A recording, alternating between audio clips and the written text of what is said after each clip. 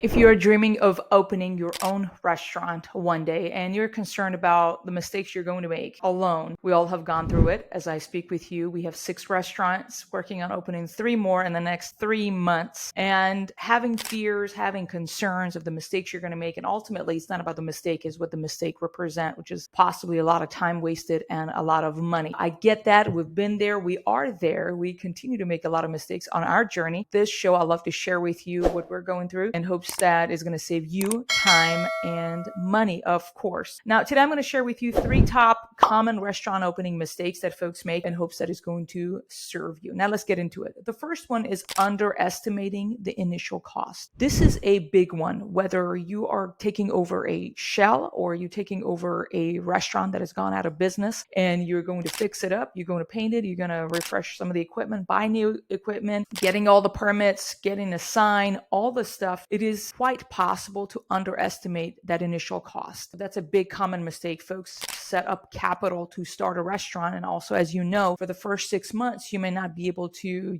hit that break-even point, and you may not be profitable. You may just make enough money to pay all the bills and not much will be left for you. And you do need to have some capital reserve, of course, to weather that season in particular. But that initial cost could really make you or break you if you do not do your due diligence and put a proper plan and budget together before you start this journey. Second common mistake that folks make is ignoring the importance of location. As is a just really common old saying, location, location, location, because that's one thing you can never change, right? We can change our decor, we can change our menu, our concept, we can change our marketing strategy, our staffing, our management, all the things. But once you take on that location and you sign that lease, you are committed in a long-term business relationship. Usually about 5 years is kind of the lease period. And a lot of times if you do not know what you're looking at when assessing a location, it can really easily make a poor decision because you're not looking at all the many different factors that involve choosing the right location. So it's not just the rent, it's not just the neighboring businesses, it's the visibility, it's the access, it's the demographic, it's psychographic. There's a lot of different factors. In fact, probably between my husband and I,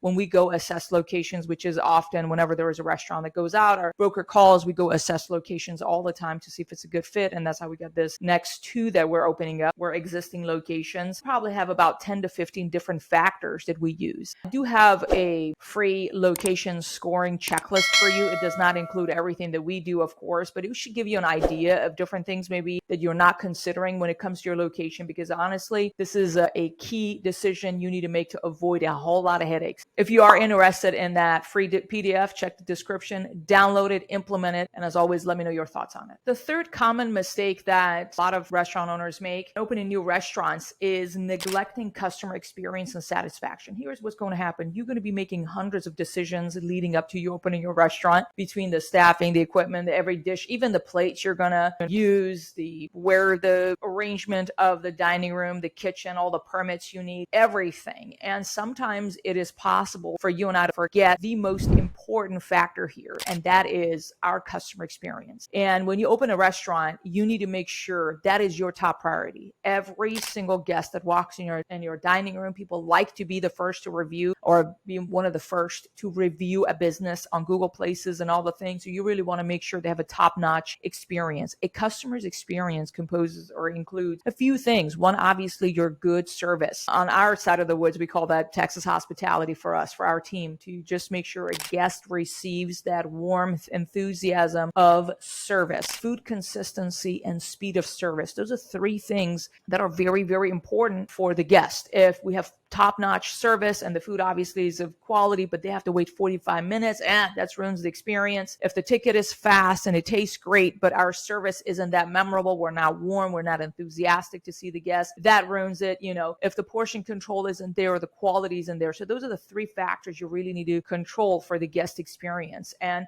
when we have a lot of staff that we hire for a new location, it's just really easy to hide in the kitchen. At least for me, I love to work the line. That is my strength, to work the pizza line, we own pizzerias. Obviously, I love to work the front, but I think that's kind of where my comfort zone is. I get on the line and just reminding myself that who my bosses are, and those are our customers. Go out there, meet every single guest, share them your passion, get to know them. What do they work at? How can you, again, make a memorable impression that years from now, they're going to come back and visit. And every time, like, hey, that conversation I had with the owner, it was very significant and impactful and memorable. That just keeps them coming back again and again and again. Here's the thing. We can talk for hours and hours about common mistakes folks make in our industry. And I really wanted to focus on the three top one. Again, a little bit of that financial initial cost, talking about the importance of location and your guest experience. And I wanted to finish with this. If you think that watching some videos here on YouTube or on a podcast is going to make you never make a mistake in your business journey, know that you will constantly make mistakes. The only way for you and I to grow is to either learn from our own mistakes, which we all make plenty of, and also make from other people's mistakes. And that's why you're here, and I honor you. I appreciate you being here, tuning into our show. If you've not subscribed yet, be sure to do so we can stay in touch. And with that, let's get back to work and make some dough.